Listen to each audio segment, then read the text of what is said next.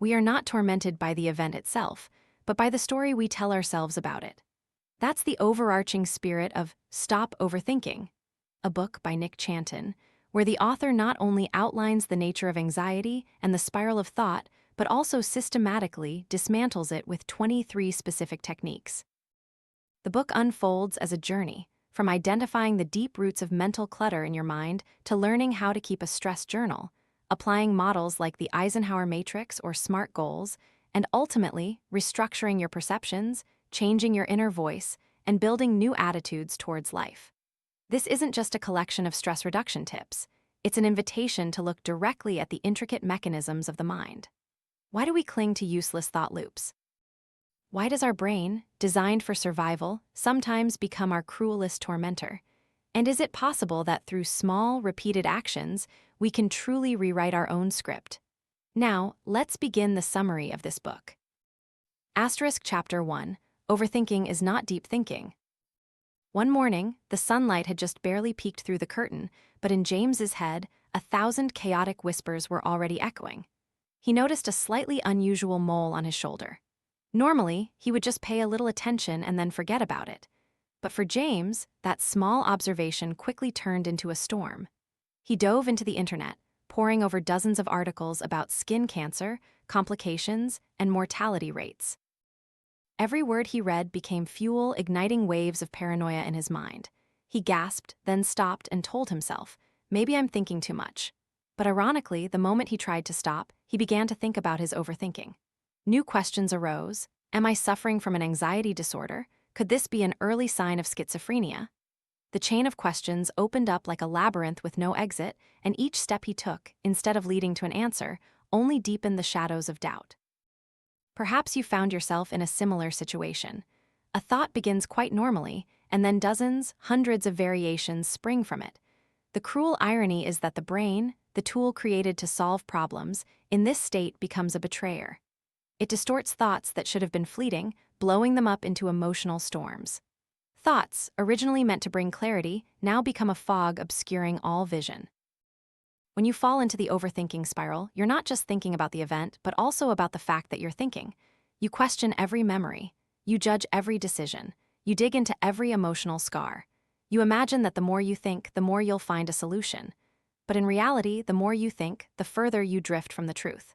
Overthinking takes many forms: anxiety, stress, obsession, rumination. But the common thread is that it depletes you. Notice how often these thoughts are like uninvited guests. They creep into your mind without knocking, without warning, and are very difficult to evict. You want to control them, to throw them out, but the more you try, the longer they stay. So what turns us into prisoners in our own minds? Part of it comes from within ourselves: genetics, personality structure, ingrained habits. Some studies indicate that certain gene variants can make people more prone to anxiety, but genes are just seeds, not destiny.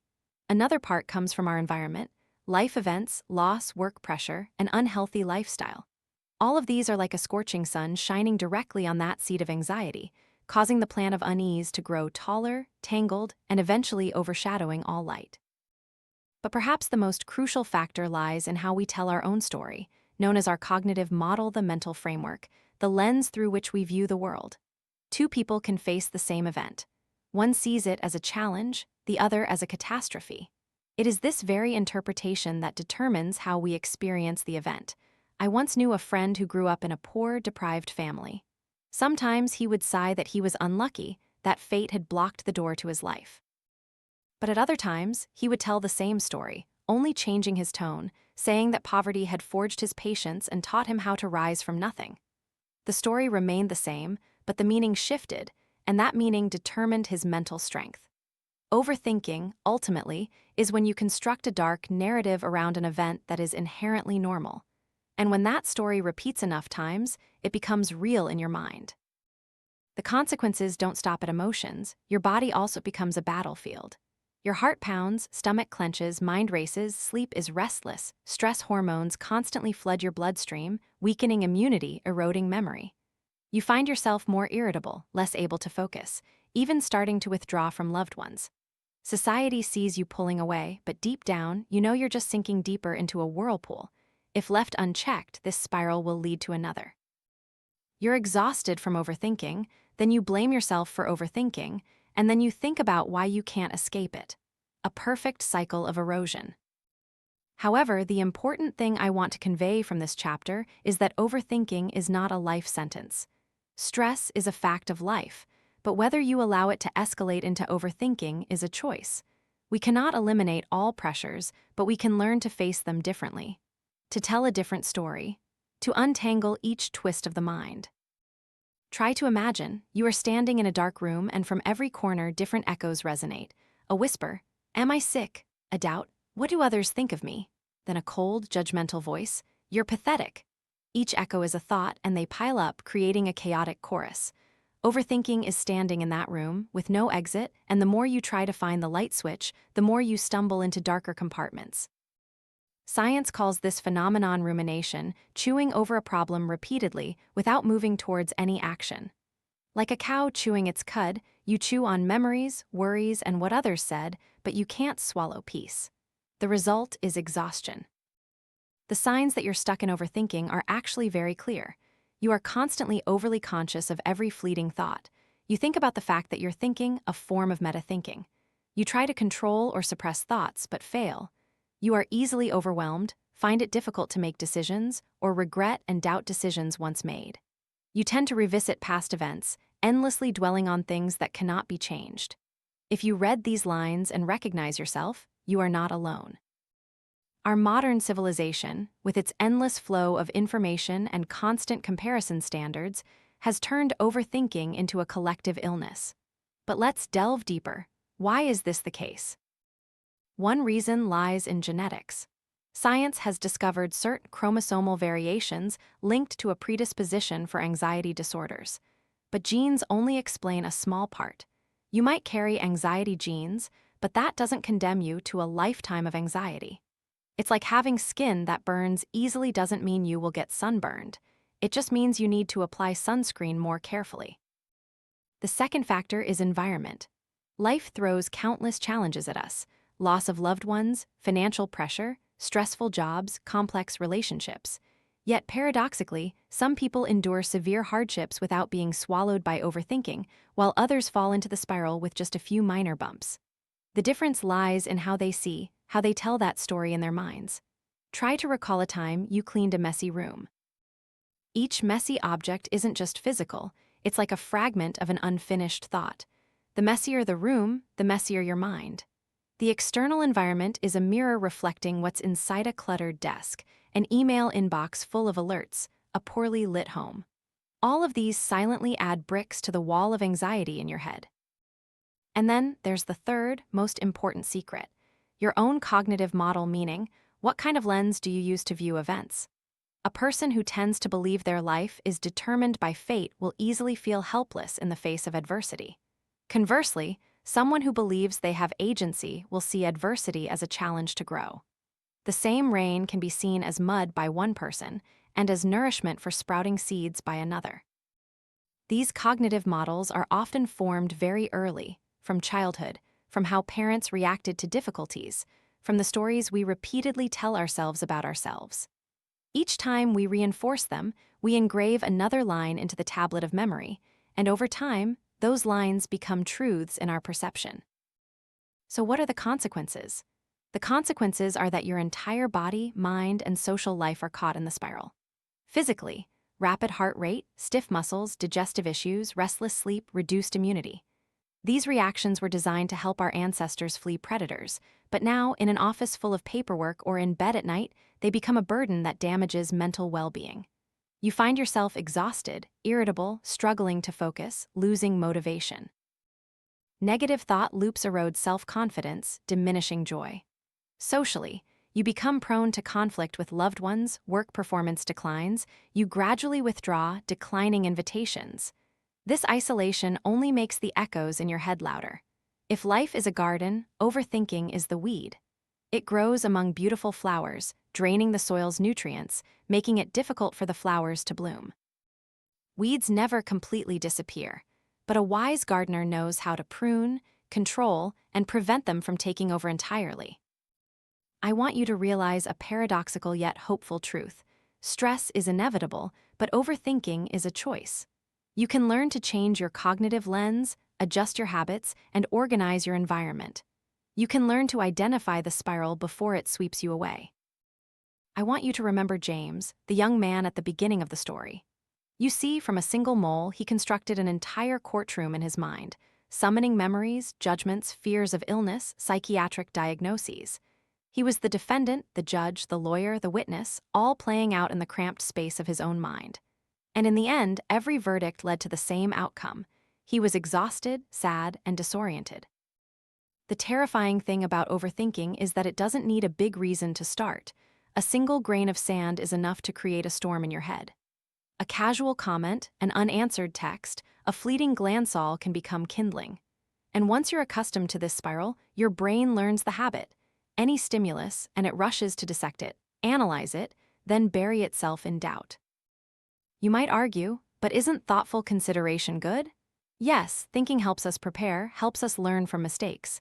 But overthinking is not deep thinking, it's excessive thinking. It doesn't lead to action, only to paralysis. It's a double-edged sword, sharp when used to refine ideas, but dangerous when repeatedly cutting into your own flesh. Why do we cling to it? Perhaps because overthinking gives us the illusion that we're doing something, that we're solving a problem. Much like scratching an itch, it feels good for a moment, but the more you scratch, the more the skin breaks and the itch spreads. And so, we repeat it cycle after cycle. You think about past mistakes, then blame yourself for not being able to let go. Then you ask yourself why you're so weak. Then you keep thinking about that weakness. A closed loop, self-generating energy to keep spinning. The consequences of this are not just personal. When you constantly live in a state of stress and anxiety, you inadvertently sow toxic seeds in your relationships. You become easily irritable, struggle to listen, and alienate friends. Colleagues find it hard to focus. Family sees you as distant. Each link in your social network weakens, and you feel even more isolated. That isolation, in turn, becomes fuel for you to continue overthinking. People don't need me anymore, I'm truly useless. A perfect vicious cycle. But in every vicious cycle, there is always a crack. And that crack is awareness. If you just pause for a moment and look directly at this process, you will see that it's all just a story in your head. The reality outside contains none of the judgments you are imposing on yourself. A mole is just a mole. An unanswered text is just an unanswered text. But in your head, they transform into metaphors for an entire chain of failures. Try to change the narrative.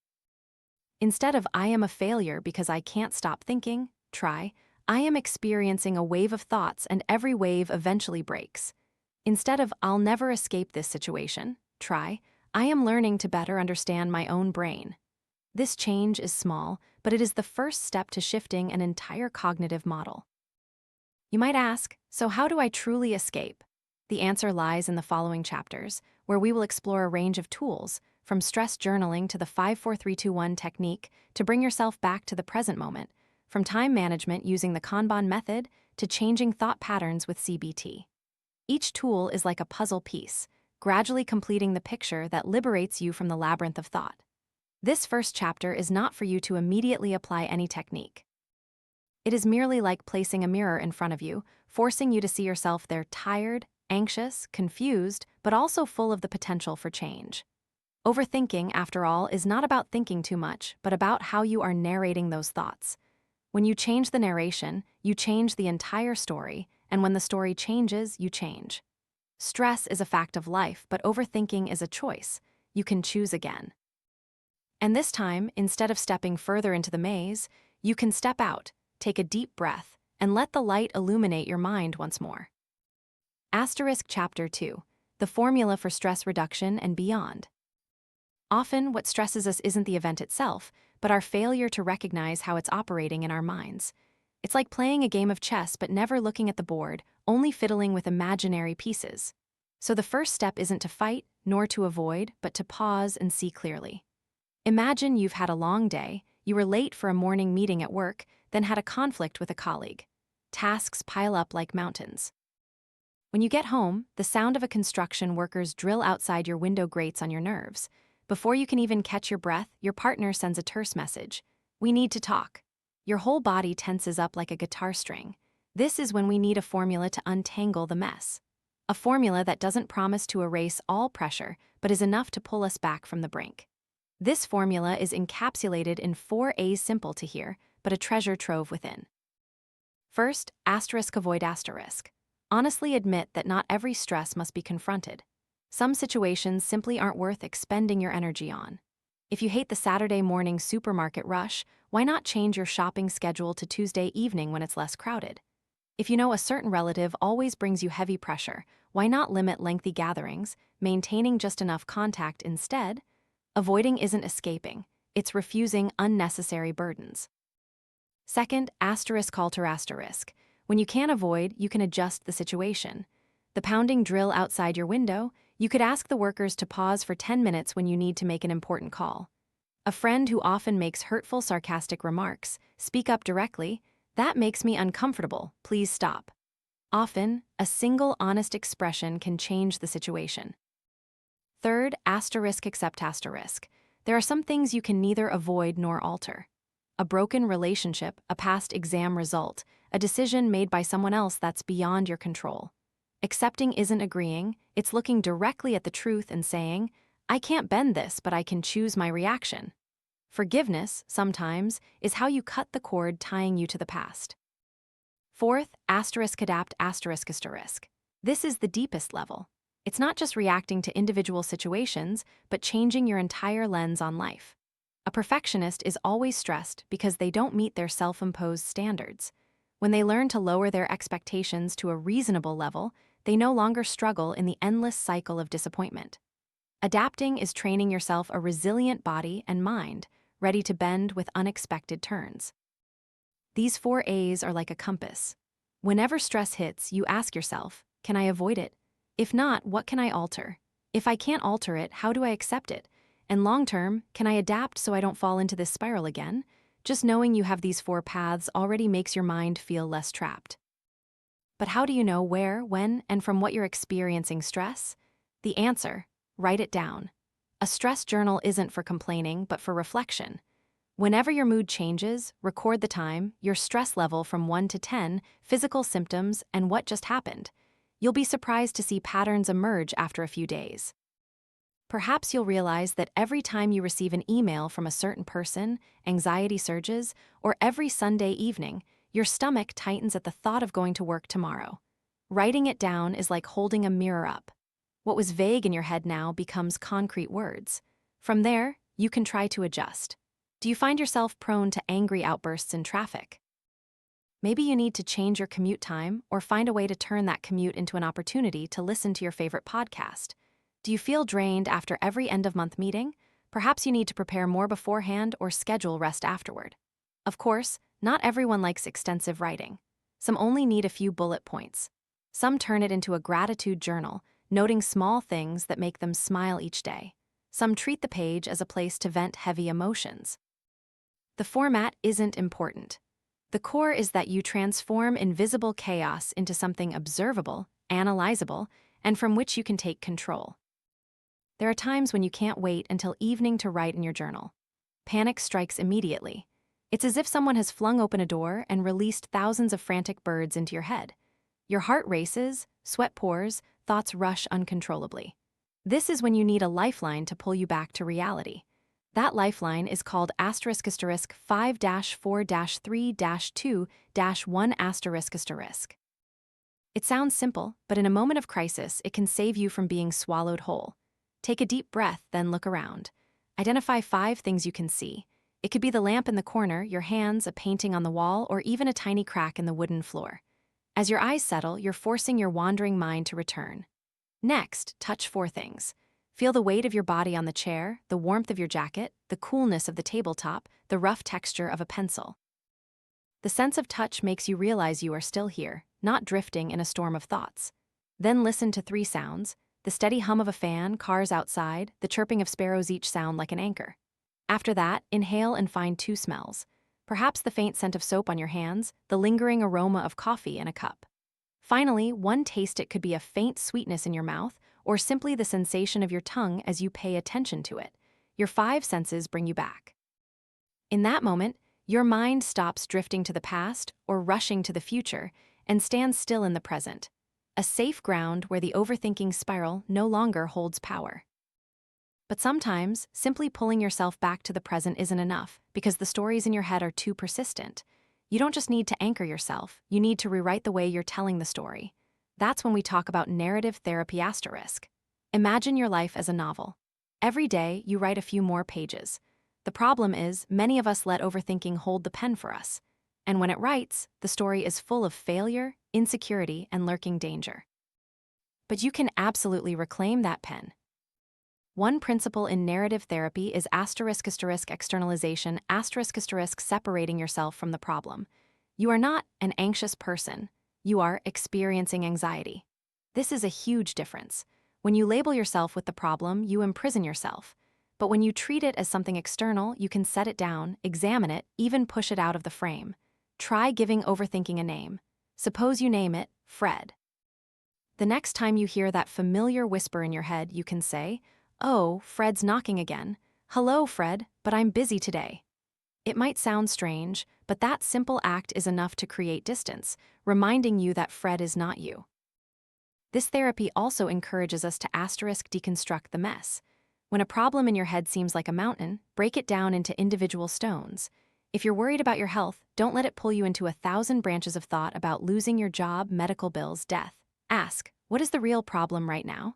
It might simply be, I need to schedule a doctor's appointment. The rest can wait. By doing this, you shift from being overwhelmed to being able to act. The story in your head is no longer an endless tragedy, but a series of small chapters with clear beginnings and endings. If you like, you can even be creative. Write your life story in another language, draw it, sing it, dance it. When the story comes out, it no longer weighs heavily inside.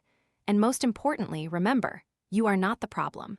You are the storyteller, and the storyteller has the right to change the rhythm, the tone, and even the ending. There's something fascinating.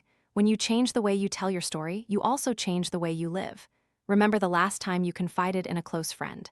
You might have told your story as a series of consecutive failures, but then your friend might have simply prompted, "Well, at least you learned something from this experience, didn't you?" And just like that, you recounted the same story in a different tone, and suddenly, it felt much lighter. That is the power of narrative therapy. I want you to imagine a man sitting and writing in his journal at the end of the day. He starts with the line, "Today was terrible, I didn't accomplish anything." But after a few minutes, he remembers he called his mother, completed a few small tasks, and laughed when he saw the neighbor's cat chasing a leaf. As he continues writing, the story shifts. Actually, it wasn't all bad. Many lovely things happened. The journal doesn't change reality, it changes how we package reality. This habit of writing and narrating, if consistently practiced, will gradually widen the distance between you and overthinking.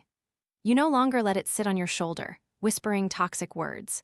Instead, you place it on the table, look directly at it, and rewrite it the way you want. Try to put everything together. The 4 A's give us a framework for direction. The stress journal gives us a tool for reflection. The 5-4-3-2-1 technique gives us a lifeline to the present. And narrative therapy gives us the pen to reconstruct ourselves. Each has a role, but all aim at one goal, to move you from a state of passive being swept away to becoming the one in control. Of course, no one promises that from now on, you will live a life free from anxiety. Stress will still come, like a sudden rain shower on a sunny day. But instead of frantically running for cover, you'll know how to open an umbrella or even smile and stand in the rain for a moment. This is the difference. From treating stress as an enemy, you learn to see it as part of the landscape. Some days the sky is cloudy, some days it's clear. Instead of trying to control the entire sky, you learn to adjust your steps beneath it. And the miracle is that when you stop trying to suppress or chase away overthinking, it begins to lose its power. It's no longer a colossal monster, but just a distant noise. You still hear it, but you don't let it dictate your every step. Try asking yourself, if stress knocks on your door tomorrow, what will you do differently? Maybe you will avoid it if it's avoidable. Maybe you will alter it if you have the power to adjust. If not, you will sigh and accept it and then slowly learn to adapt. And in that process, you will write, you will observe, you will anchor yourself with your senses, you will tell the story in a different voice. One day you will realize you are less afraid of the whispers in your head because you understand they are just one part of a larger symphony, not the conductor. And then, you can truly begin to live. Chapter 3, Managing Your Time and Input. Many people believe they are anxious, stressed, and exhausted because they are inherently weak. The truth is different. Most often, it's not due to a lack of willpower, but because you leave too many openings for every noise, every request, every demand to seep into your mind. Every unanswered email, every blinking notification, every unfinished task, all of them are like steady drops of water. And one day, the cup overflows. Try to imagine a desk piled high with papers, bills, letters, to-do lists, and a few meaningless advertisements. You walk into the room and just looking at it makes you feel tired. Your mind starts racing. What should I do first? Which paper is most important? Am I missing anything? And then, instead of acting, you sit there, lost in thought, anxiety piling upon anxiety. This is precisely how your brain operates when the incoming information from life is not organized. What you need isn't fervent motivation, but a system, a single place for everything to flow into. And from there, you decide the fate of each piece of information, each task. Imagine a giant inbox right in front of you. Everything pours into it: messages, papers, fleeting ideas, promises to keep. Your first task is to gather everything into one place. Don't leave one paper on the desk, another tucked in your wallet, and an idea floating in your head. Put everything into a single inbox. Then, when it's time to process, you open the box and confront each item. The rule is very clear. If you can do it in 2 minutes, do it immediately. Make a phone call, send a short email, schedule an appointment, don't procrastinate. If you can't do it right away, ask, do I need to do this? If not, discard it. If yes, schedule it or delegate it to someone else. And if it's important but not due yet, save it in a clear list to review later. When you do this, your brain is freed. It no longer has to keep everything suspended in the air. You've given each piece of information a home, and that alone is enough to calm your mind. However, not all input is the same. Some tasks are urgent but not valuable, and some are important but not urgent. Distinguishing between them is the key. Draw a square and divide it into 4 quadrants: one side for urgent, one for not urgent, one for important, and one for not important. Urgent and important, deal with these immediately. These are deadlines due in a few hours, emergency calls, critical issues. Important but not urgent, schedule these. This is the area that fosters your growth, exercise, learning new skills, investing in long-term projects. If you don't proactively set aside time for them, they will be overshadowed by urgent but meaningless tasks. Urgent but not important, delegate these to others. You don't have to do everything yourself. Not urgent and not important, eliminate these. Don't regret it. Once you get used to this perspective, you'll see a completely different picture. Instead of letting all inputs scramble for attention, you know which tasks deserve your focus. That alone eases the burden on your mind because you no longer feel you have to do everything immediately. But there's another reason many people fall into the overthinking spiral. Their goals are too vague. I need to be healthier. I need to succeed. I want to be happy. These statements sound good but offer no specific guidance. The brain doesn't know where to start, so it just runs in circles, thinking endlessly. Make your goals concrete. Instead of I need to be healthier, right? I will exercise for 30 minutes 3 times a week for the next 2 months. Instead of I need to succeed, right? I will complete this online course and apply the knowledge to write my work report this quarter. The more specific, measurable, achievable, relevant, and time-bound your goals are, the less lost your brain will be. You've just laid out a clear path instead of letting your mind wander into a maze. Some say the human mind is like a room. If that room is cluttered with no place for anything, every time you step in, you'll immediately feel disoriented. Work is the same. When everything is just in your head or scattered somewhere, you always feel like you're about to forget something, about to miss an important task. That's why the Kanban board was created. Imagine a board on the wall divided into 3 columns: to do, doing, done. Each task is written on a small note and stuck on the board. Just like that, the chaos in your head suddenly becomes tangible. You immediately see how many tasks you have today, which ones are in progress, which ones are finished. The magic here isn't just about organizing work, but also the feeling of progress. Every time you move a note from the doing column to the done column, your brain releases a small burst of dopamine, signal of accomplishment. That fuels your motivation to continue. A Kanban board also helps you realize if you're taking on too much. If the doing column is overflowing, you understand you need to stop, finish what's there before taking on more. This helps prevent the overthinking spiral, which often arises when you have dozens of tasks but don't know where to start. Of course, not everyone has a physical board on the wall. Many use digital apps, but the spirit remains the same, transforming the invisible into the visible, the vague into the concrete. When everything has its place, your mind stops playing the role of a frantic librarian trying to remember every misplaced book. Alongside using Kanban, there's another method, time blocking asterisk. Imagine your day as a calendar divided into many squares. Instead of letting everything jostle for space, you give each task its own square. Within that square, you focus solely on that one task. For example, you dedicate 9:00 a.m. to 11:00 a.m. to writing a report, no emails, no phone calls, no messages. Then, from 11:00 a.m. to 12:00 p.m. is a block for meetings. In the afternoon, from 2:00 p.m. to 4:00 p.m. is a block for research. When the clock strikes the hour, you move to the next block. This is like a dancer changing their steps to the rhythm of the drum, rather than haphazardly dancing to dozens of different songs. Time blocking has two strengths. First, it forces you to focus. The brain dislikes switching back and forth between multiple tasks. Each switch expends energy. When you know you only have one task for the next 2 hours, you conserve energy and reduce anxiety. Second, it reduces the feeling of not having done enough. Because when you've dedicated a block of time to a task, you can rest assured that you've given it the necessary attention. For the rest of the day, you no longer have to let it hover in your mind. Consider the difference: a person without a system. Their day is a chaotic stream. They're writing a report, checking emails, texting, and thinking about the afternoon meeting all at once. Their mind is like a monkey jumping from branch to branch, never settling.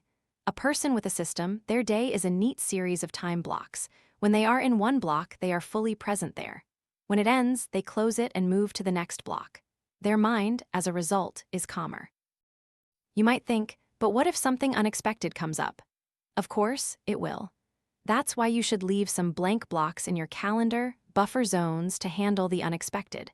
This very flexibility prevents time blocking from becoming shackles and instead makes it the framework for a mindful day.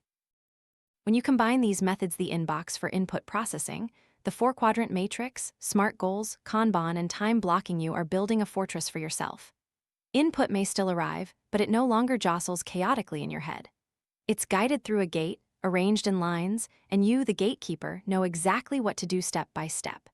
Peace of mind often doesn't come from profound meditation, but simply from a tidy board, a clear notebook, a schedule that speaks for itself. When you begin to live with a clear system, a subtle but powerful change occurs.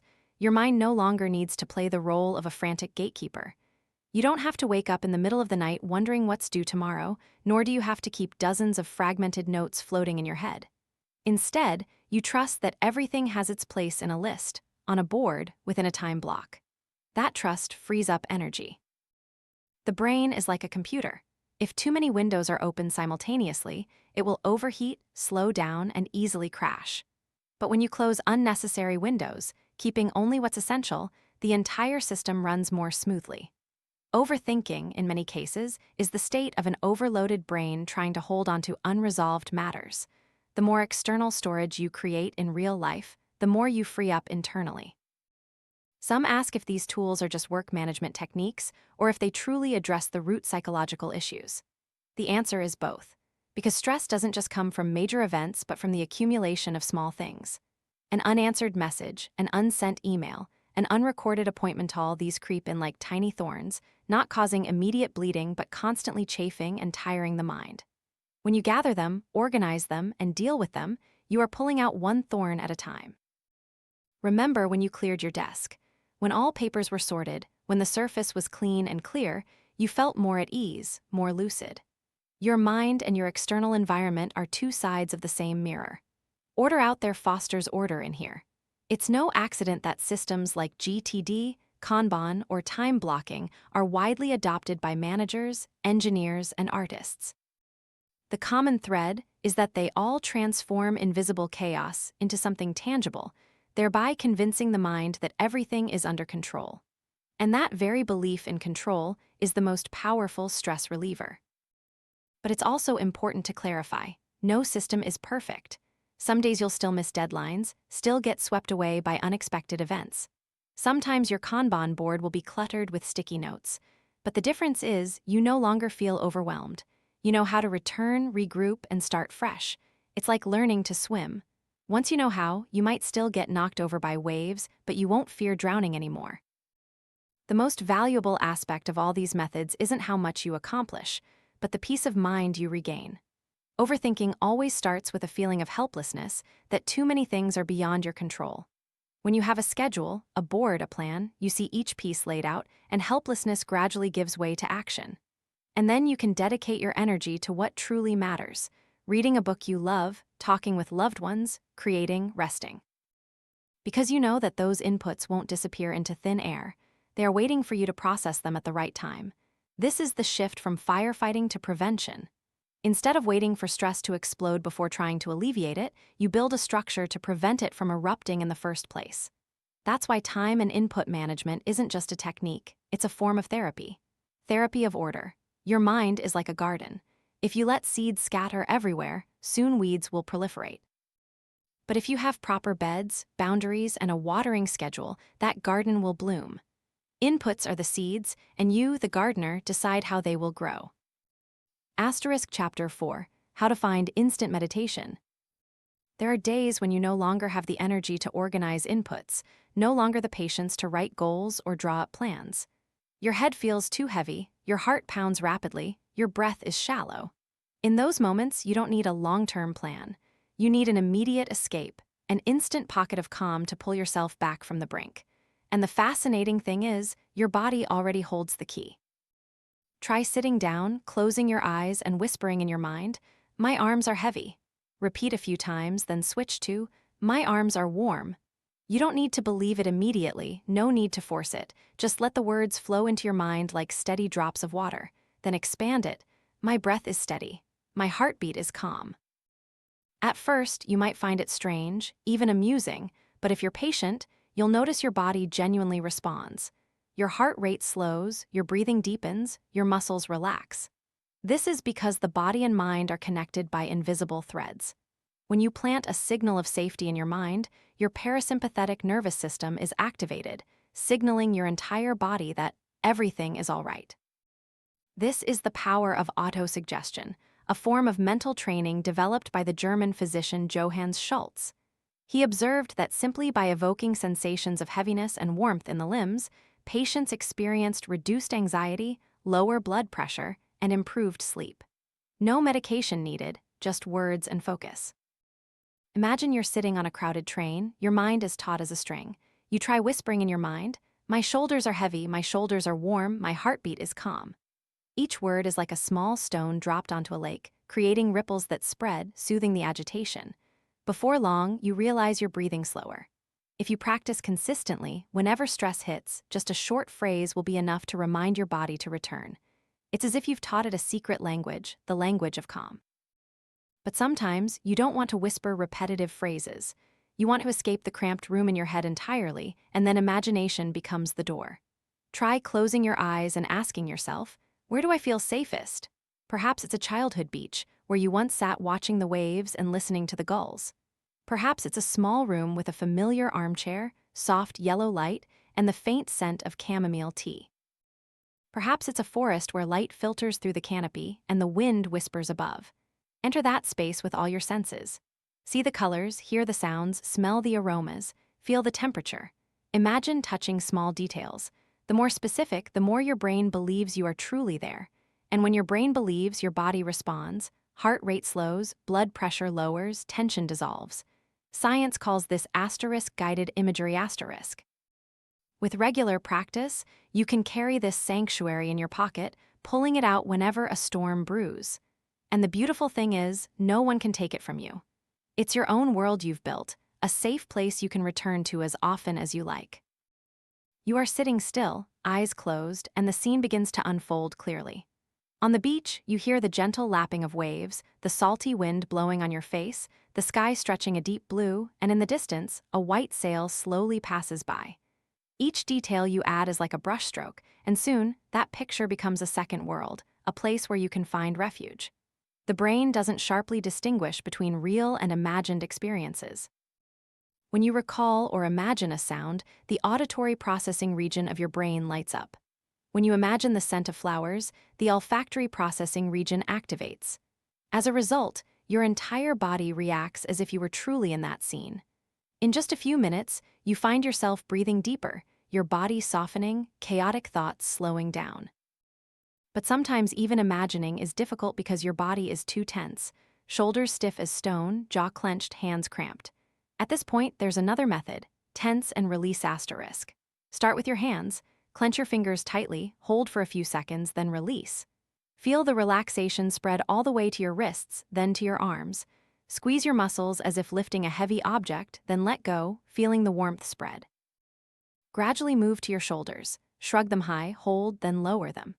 Feel the heaviness drain from your body. Then your face, furrow your brow, tightly squeeze your eyes, purse your lips, hold for a moment, then release. When you release, you realize how much daily tension was hidden in your face. Down to your chest and abdomen, take a deep breath, clench your abdominal muscles, then exhale, relaxing. It feels like a heavy weight has been placed on the ground. Continue to your back, to your thighs, to your feet. Each muscle group is tensed, then released. This is called asterisk progressive muscle relaxation asterisk. The magic isn't just that you feel relaxed, but that it teaches you to identify tension. You recognize where your body holds tension and learn to actively let go. Because often, we don't even realize we're clenching our muscles all day, as if our body is clutching an invisible object. When you practice releasing, your body sends a signal back to your brain. It's safe now, and the brain believes it. Imagine after a long day, you lie on your bed and do this exercise from your feet to the top of your head. Each muscle is tensed, then relaxed. When finished, it's as if you've shed a heavy backpack and sleep comes lighter, deeper. The common thread in all these methods, autosuggestion, guided imagery, muscle relaxation, is that they lead you out of the thought spiral by taking a detour through the body. Instead of trying to suppress thoughts in your head, you send direct messages to your body, and when your body believes it's safe, your mind will gradually follow suit. This is often overlooked. Overthinking is not just a mental affair, it's a whole body experience. You cannot command your mind to stop thinking if your body is still as tense as a guitar string. But if you know how to communicate with your body, you are opening another path to liberate yourself. When you bring all three methods together, you'll see them as three small paths leading to the same tranquil garden. The first path is through the language of suggestion. You use repetitive phrases like heavy stones placed on a lake, gradually calming the ripples. My arms are heavy, my heartbeat is calm. Each word is like a steady drumbeat, and the body listens, slowing its rhythm, loosening its sinews. The second path is through imagination. You build a sanctuary, a place where you are surrounded by safe sounds, scents, and colors. There are no emails, no calls, no knocks at the door, only waves, wind, and gentle light. And by letting your brain believe it's truly there, you create a new reality for your body. The third path is through muscles. You don't need to think much, just tense, hold, release. Each part of your body is released in turn. And when you've let go completely, you realize you're no longer carrying anything. Each path can stand alone, but when combined, they form a complete circle. You can start with a few suggestions, then step into an imagined scene, and end with a sequence of muscle relaxation. The entire process only takes 10-15 minutes, but the effect is as if you've washed away a thick layer of dust from your mind. What's important to remember is that these are not techniques to achieve absolute emptiness, nor to eliminate all anxiety entirely. They are simply tools to help you regain control when your body is overwhelmed. Instead of letting the spiral pull you away, you grasp the steering wheel, gently turn, and guide yourself back onto level ground. Try to imagine a situation where you've just come out of a heavy meeting, your mind feeling like it could explode. You step into the restroom, lock the door, close your eyes for a few minutes. You whisper an auto-suggestion, imagine yourself sitting by the beach, then gently clench your hands and release. When you open your eyes, you are calm enough to return. No one knows what just happened inside, but you know you've averted a storm. Some might be skeptical, wondering if a few words, a few visualizations, a few body movements can change anything. But that's because they forget that stress isn't an absolute truth. Stress is a reaction, and reactions can be adjusted. These techniques are simple but direct. They go straight to the core of that reaction and reset its rhythm, and more importantly, they are within your reach. You don't need equipment, a special space, or a guide. You only need yourself. This restores your sense of control, which is often lost when overthinking takes over. Once you've practiced long enough, you'll notice a subtle change. You no longer fear unexpected surges of anxiety, because you know that even if they come, you have ways to comfort yourself, to bring yourself back. The feeling of having those tools is enough to reduce half the power of stress. Finally, remember, stillness is not a distant reward for a lucky few. It is a capability that anyone can learn by training themselves in the language of suggestion, safe imagination, and a body that knows how to relax. Each time you practice, you open another small path into that peaceful garden, and over time, these small paths will become familiar trails leading you to the place you've always yearned for. A moment of peace, right in the present. Chapter 5, Restructuring Your Thought Patterns. There's a spectacular trick our brain often plays on us. It whispers a thought, and we immediately believe it's the truth. You're going to fail. That person definitely hates you. If this happens, your life will surely fall apart. These voices echo daily, and most of us don't question them. We accept them as a verdict already delivered, without evidence, without trial. These are cognitive distortions . They are warped lenses through which we view life, causing things to be stretched, bent, and distorted, like seeing yourself in a funhouse mirror, your figure inflated or shrunken. But we laugh because we know it's not real. Unfortunately, in real life, we rarely laugh.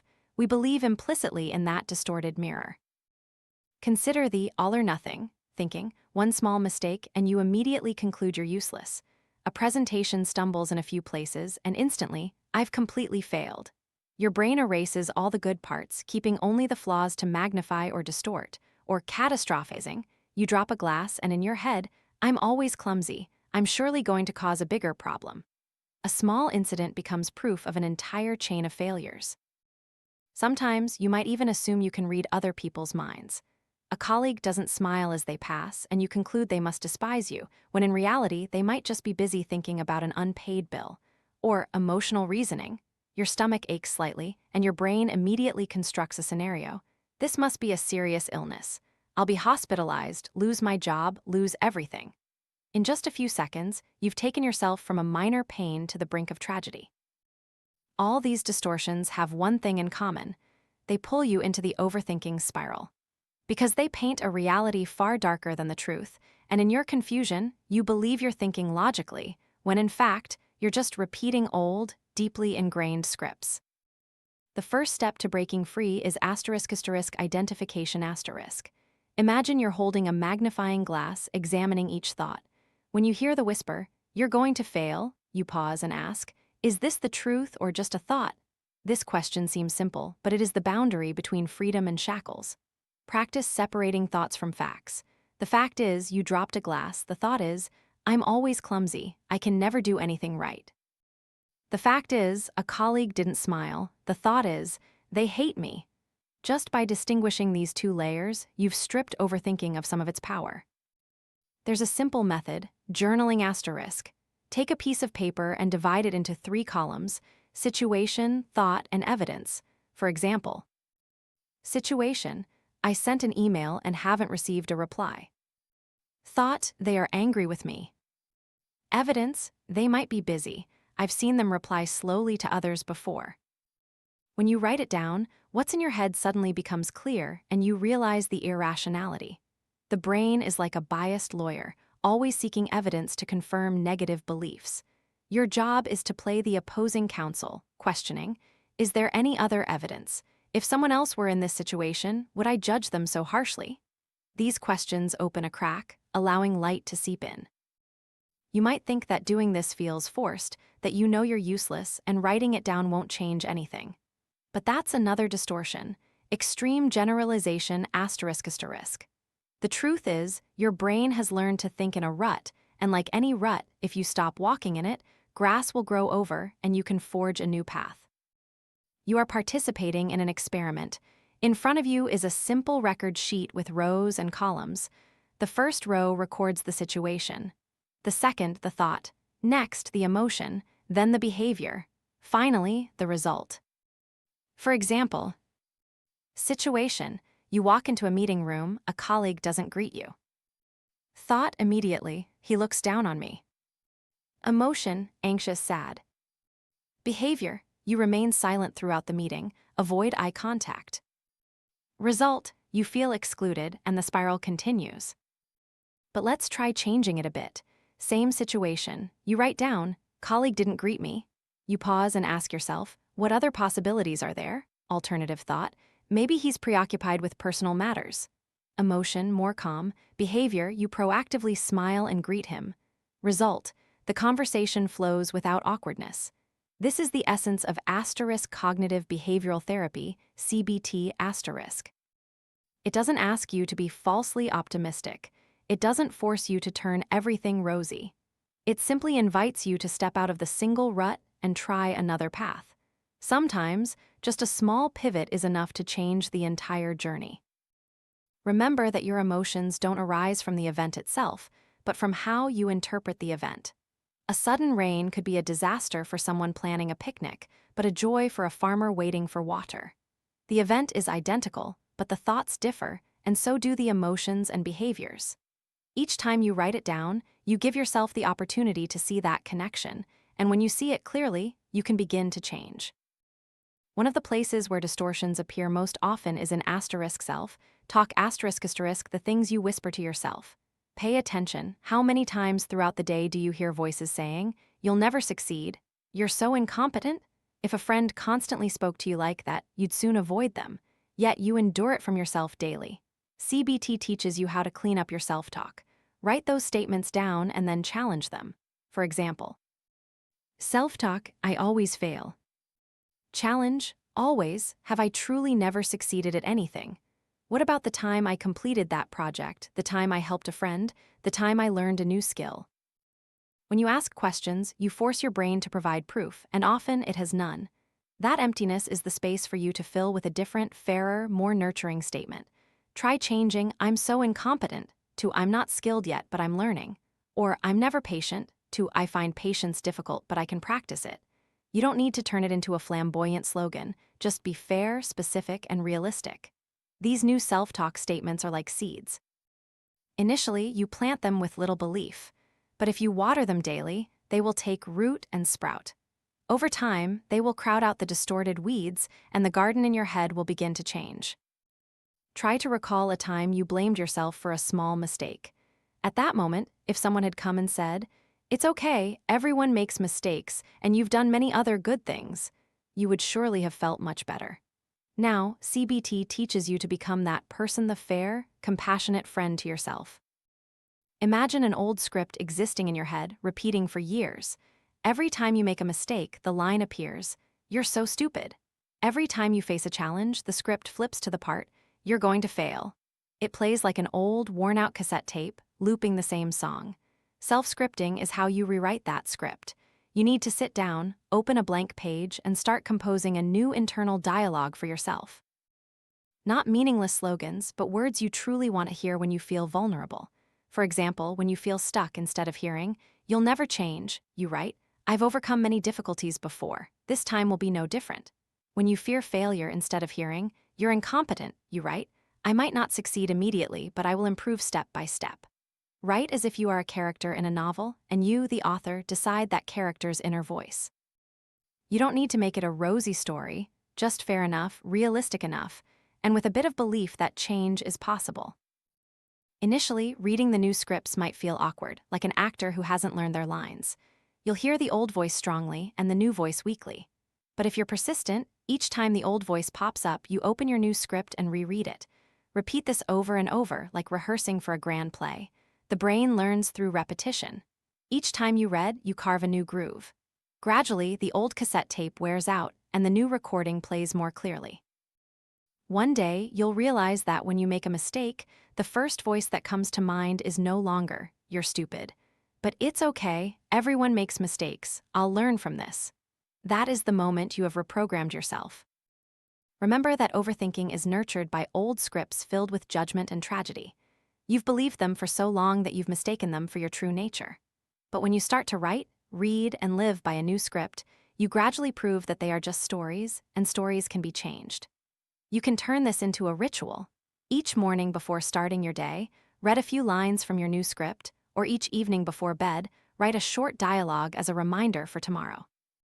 Over time, these dialogues will become familiar voices in your head, lifting you up instead of dragging you down.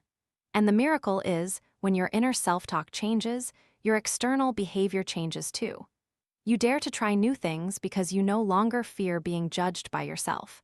You dare to forgive mistakes because you know they are just one step on the journey. You dare to step out of the overthinking spiral because the voice in your head has stopped being a harsh prosecutor and has become a compassionate companion. Asterisk Chapter 6: New Attitudes and Emotional Regulation. There comes a moment when you need to pause, no longer just to learn techniques, but to look directly at how you are living. Because if you don't change the underlying framework, all tools are just like putting a few wooden planks on a leaky boat. You'll still sink. What's essential is to build a new attitude, a new cognitive framework where overthinking cannot take root and flourish. The first attitude: focus on what you can control. Remember how many times you've been exhausted by things beyond your control? A rainstorm, someone's frown, a company policy, a market fluctuation. You can't control them, yet you let them dominate every thought. The result is that you neither changed the situation nor maintained your peace of mind. Changing the framework here means accepting a simple truth: you only have power over your own actions and reactions. As for what's beyond that, let it pass like water. The second attitude: focus on what you can do asterisk.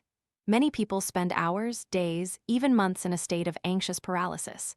They endlessly worry about potential accidents, impending failures, and then do nothing. But anxiety doesn't reduce risk. Action does. Remember, every small thing you do is an antidote to overthinking. If you're worried about your health, instead of imagining the worst-case scenario, schedule a doctor's appointment. If you fear losing your job, instead of speculating, learn a new skill. Your energy is not meant to fuel anxiety, but to fuel action. The third attitude: focus on what you have asterisk. Overthinking often leads you into a land of scarcity. You think about what you don't have, lost opportunities, abilities you lack, and the more you think, the greater the feeling of emptiness. Try shifting your perspective. What do I have right now? A few genuine friends, enough health to get around, a little savings, a mind that still functions. These things are not as small as you imagine. When you turn your attention to them, gratitude appears, and gratitude is the enemy of anxiety. The fourth attitude: focus on the present asterisk. What percentage of your time do you spend living somewhere other than this moment? The past with its wounds, the future with its scenarios your mind keeps pulling you away, while the present quietly slips by. Overthinking is an expert at reliving the past and fabricating the future. But if you pull yourself back to now, to this breath, this sound, this sight, you'll find that spiral suddenly feels distant. The present is the only place where there's no room for illusion, because it is the truth unfolding. The fifth attitude: focus on what you truly need asterisk. Society bombards us with hundreds of false desires: to be richer, more famous, own more. You chase them, and when you don't achieve them, overthinking whispers, you're inadequate, you're falling behind others. But if you step back and ask, what do I truly need to live peacefully? The answer is often much simpler: a safe home, a few deep relationships, health, and the opportunity to live according to your values. When you know what you truly need, you stop getting lost in things that aren't yours. These 5 attitudes are like 5 pillars. You cannot build a stable mental house if any pillar is missing. When they stand together, your mind has a stable foundation. From that foundation, overthinking will no longer easily erupt into a storm. Let's delve deeper. One morning, you wake up, open your phone, and see a barrage of negative news. The market is plummeting, a storm is coming, political conflicts are erupting. You feel your heart race, your mind buzzing. This is the moment to remember the first pillar. What can I control? You can't stop the storm, nor can you control the government. But you can control how you prepare. Buy some emergency food, carefully close windows, temporarily limit news consumption. That small action is enough to pull you out of a feeling of complete helplessness. Or imagine you're about to give a presentation. overthinking begins to whisper. People will mock you. You'll forget your lines. Instead of letting those voices spin, remember the second pillar. Focus on what you can do. Recheck your slides, practice breathing, rehearse a few opening lines. Each small action transforms fear into preparation. And as you act, you'll feel the anxiety subside. Third pillar, focus on what you have. This seems obvious but is difficult to practice. We have a habit of tallying what we lack. Not enough money, not enough skills, not enough luck. Try this experiment. Each evening, write down 3 things you had during the day. It could just be a good meal, a hug, an hour of quiet time. At first, you might find them trivial, but as you keep writing, you'll realize your foundation of peace is not small at all. This awareness helps the brain stop chasing infinite voids. The fourth pillar, the present, is the knife that cuts the spiral. You are sitting reading these words, eyes on the screen, phone in hand. If your mind starts wandering to an argument yesterday or a worry for tomorrow, pull it back with a question. Am I safe right now? Most of the time, the answer is yes. Just one deep breath, 1 second of attention to a small detail, and you've cut the flow of past and future to return to here. The final pillar, focusing on what you truly need, has the power to liberate. Think about how many things you've pursued just because others expected them. A new car, a fancy title, an apartment downtown. You believed achieving them would make you happy. But once you had them, the anxiety was still there, perhaps even stronger, because those weren't your true needs but societal shadows imposed on you. When you identify what you truly need, perhaps freedom of time, or a warm conversation, each evening you will stop letting your mind be stretched taut by invisible strings. When these 5 attitudes become habits, you become like a boat captain who understands the wind and waves. You can't stop the waves, but you know how to adjust the sails, lower the oars, and find a safe course. And so, instead of being overwhelmed, you continue your journey. But sometimes, attitude alone isn't enough. There are moments when emotions erupt too powerfully, like a flash flood. You want to flee out of anxiety, scream in anger, or isolate yourself out of shame. In such moments, no philosophy can resonate quickly enough. You need an immediate action technique. This is when you learn to do the *** opposite action**. You're at a crowded party. Laughter and chatter fill the air. Everyone is having fun, but in your chest, anxiety begins to rise. The old thought whispers, I'm out of place. They'll realize I'm not interesting. Your body just wants one thing: to disappear, retreat to a dark corner, or find an excuse to leave. This is the moment for opposite action. Instead of withdrawing, you proactively step towards a small group, offer a greeting, ask a simple question. What you do goes completely against the command of your emotion. Your brain initially resists, but when you actually act, your body receives a new signal: I am still safe. Gradually, the anxiety avoidance loop is broken. Try another example. You're angry. Someone just said something insulting, and everything in you urges you to explode, to shout, to retaliate. What is the opposite action here? It's lowering your voice, perhaps even silently leaving the room. You do the opposite of your angry instinct.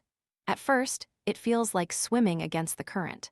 But a few minutes later, you find that the intense wave has passed without causing any disaster.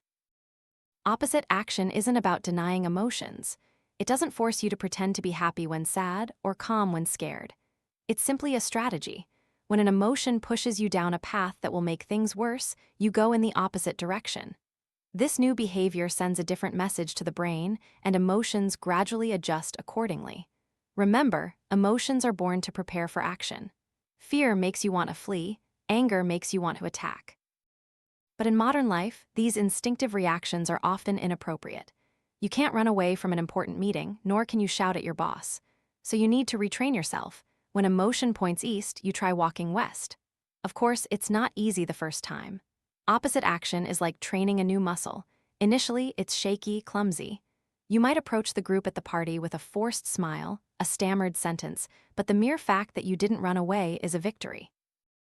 Next time, you'll be steadier, and each time, you teach your brain that you are not controlled by emotions.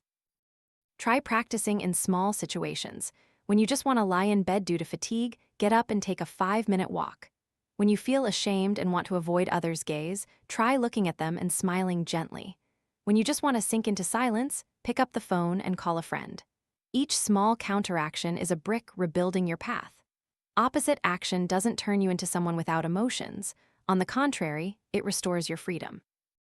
You are no longer a puppet pulled by anxiety, anger, or shame. You have the power to choose your behavior, and from that behavior, emotions gradually change. When combined with the 5 previous attitudes, you now have both the foundation and the tools. The foundation is how you view life, focusing on controlling your actions, the present, what you have, and your true needs. Opposite action is how you confront intense emotional surges. One is the root, the other is the shield. Both exist together, supporting each other, and one day you will realize you are no longer afraid of overthinking as before. You know that even when the spirals appear, you have ways to cut them off, change direction, and move forward. That is not a life without stress, but a life where stress no longer controls you.